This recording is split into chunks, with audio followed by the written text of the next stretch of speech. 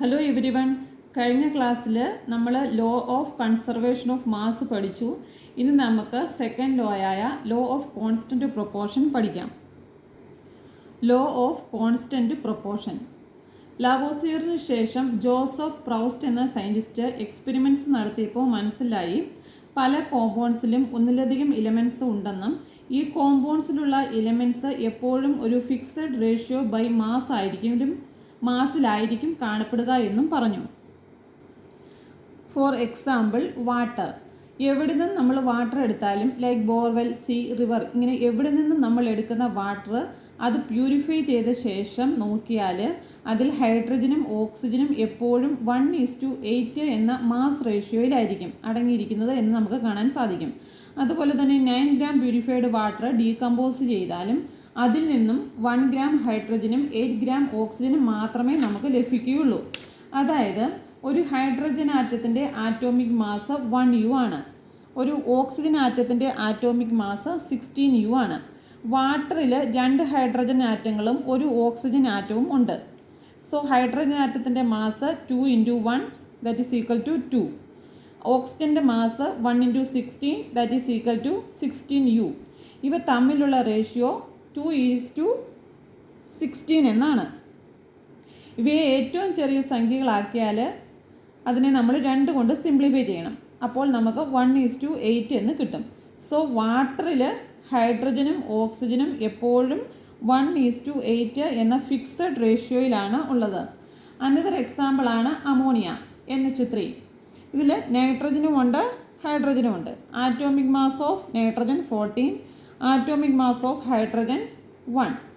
Nitrogen ഒരു atom ഉള്ളതുകൊണ്ട് 1 × 14 14. Hydrogen 3 atom ഉള്ളതുകൊണ്ട് 3 × 1 ദാറ്റ് ഈസ് ഈക്വൽ ടു 3. ഇവ തമ്മിലുള്ള റേഷ്യോ 14:3. ഈ സംഖ്യകളെ ചെറുതാക്കാൻ പറ്റത്തില്ല. സോ അമോണിയയുടെ റേഷ്യോ 14:3 എന്നാണ്. അമോണിയ നമ്മൾ ഇതുപോലെ തന്നെ എവിടെ നിന്ന് എടുത്താലും ഏത് രീതിയിൽ ഉണ്ടാക്കിയാലും അതിൻ്റെ റേഷ്യോ എപ്പോഴും 14:3 എന്ന് ആയിരിക്കും. So this law states that in any compound formed by 2 or more elements, the elements combine in a fixed ratio by mass. This is known as the law of constant proportion or the law of definite proportion or sometimes as Prost's law. ഇനി നമുക്ക് ഈ 2 ലോയും ഉപയോഗിച്ചുകൊണ്ടുള്ള കുറച്ച് problems നോക്കാം. Law of conservation of mass. Question number 1. A student mixed 5.0 gram of magnesium with 100 gram of oxygen. After the reaction, 15.0 gram of magnesium oxide was formed. Verify the law of conservation of mass. Answer.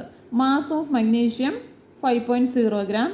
Mass of oxygen 10.0 gram. Total mass of reactant എത്ര വരും?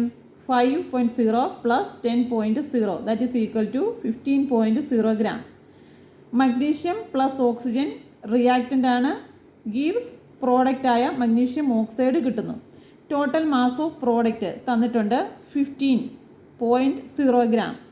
So magnesium oxide 15.0 gram. So ഇതിൽ നിന്നും total mass of reactant equal to total mass of product. So this law ഇവിടെ prove ആയിട്ടുണ്ട്. Next question number 2. During a science experiment, a student added 6.0 gram of calcium carbonate and 4.38 gram of hydrochloric acid in a sealed flask. After the reaction is over, they measured 2.64 gram of carbon dioxide, 1.08 gram of water and 6.66 gram of calcium chloride. Check whether the law of conservation of mass satisfied in this reaction. Mass of calcium carbonate 6.0 gram, mass of hydrochloric acid 4.38 gram. അങ്ങനെയെങ്കിൽ total mass of reactance എത്ര വരും? 6 plus 4.38 equal to 10.38 gram എന്ന് വരുന്നു. Mass of carbon ഡൈ ഓക്സൈഡ് 2.64 gram, mass of water 1.08 gram, mass of calcium chloride 6.66 gram. ഇതാണ് product. Total mass of product എത്ര വരും? 2.64 plus 1.08 plus 6.66 that is equal to 10.38 gram എന്ന് വരുന്നു. ടോട്ടൽ മാസ് ഓഫ് റിയാക്റ്റൻറ്റ് 10.38 ആണ്. ടോട്ടൽ മാസ് ഓഫ് പ്രോഡക്റ്റും 10.38 gram ആണ്. So mass of reactants equal to mass of products. Hence the law of conservation of mass is obeyed. Law of constant proportion. Problems. Question number 1. In ammonia NH3, the mass ratio of nitrogen is to hydrogen is 14:3. If 28 gram of nitrogen reacts completely, how much hydrogen is needed? Answer. 14 gram നൈട്രജനിൽ 3 gram hydrogen വേണം. അങ്ങനെയെങ്കിൽ 28 gram nitrogen react complete ആവാൻ എത്ര hydrogen വേണം? That is 28 into 3 divided by 14. That is equal to 6 gram hydrogen.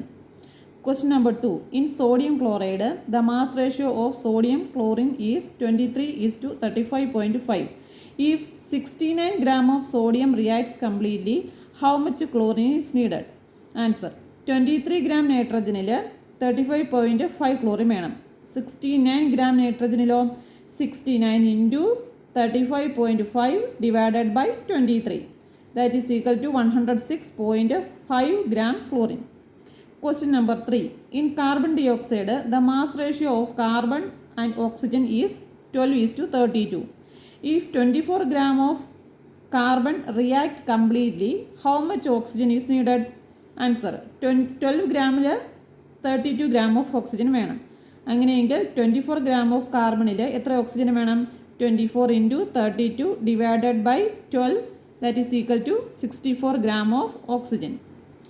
നമ്മൾ പഠിച്ച ഈ രണ്ട് ലോകളുടെയും അടിസ്ഥാനത്തിൽ John Dalton atomic theory propose ചെയ്തു. അദ്ദേഹം പറഞ്ഞു കെമിക്കൽ റിയാക്ഷനിൽ ആറ്റങ്ങളെ വിഭജിക്കാനാവില്ലെന്നും ദാറ്റ് ഈസ് ഇൻഡിവിസിബിൾ ആണെന്നും അവയെ നിർമ്മിക്കാനോ നശിപ്പിക്കാനോ കഴിയില്ലെന്നും അവ മിയർലി റീഅറേഞ്ച് മാത്രമാണ് ചെയ്തതെന്നും പറഞ്ഞു. ഡാൾട്ടൻ്റെ ആറ്റോമിക് തിയറി നമുക്ക് വിശദമായിട്ട് അടുത്ത ക്ലാസ്സിൽ പഠിക്കാം. ഇന്നത്തെ ക്ലാസ്സിൽ പഠിപ്പിച്ച കാര്യങ്ങൾ മനസ്സിലായി എന്ന് വിശ്വസിക്കുന്നു. Thank you for watching my video.